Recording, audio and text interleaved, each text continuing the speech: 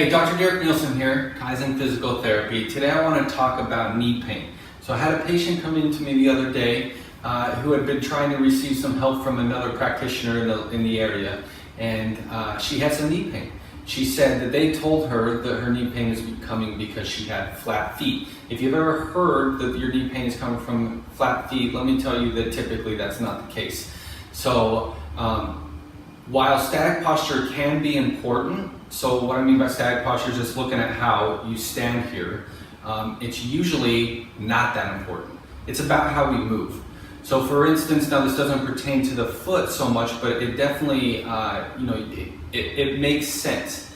So what they did is in a study is they looked at the shoulder and they said, okay, can we tell who's in pain by looking at how the shoulder sits? So all they did was just look at people standing here. They looked at the shoulder blade, kind of the angle, how it sat. Okay, who do we think's in pain? Well, they were unable to tell just by looking at static posture, by assessing what you look like standing here. However, when they went back and they looked at movement, so they looked at movement of the shoulder, they were able to tell a lot better about who was in pain. But it's the same with the foot. I'm not going to be able to tell if somebody has a flat arch if they have knee pain. Okay, that's a reach. And on top of that, you'd be surprised if there's not somebody else out there in the world that has zero pain that has the same exact foot that you have. So what we need to do is we need to look at movement. We need to look at head to toe movement, see how everything's moving, because oftentimes pain comes from one of three reasons. It's a tissue mobility problem, so that's muscle, tendon, nerve.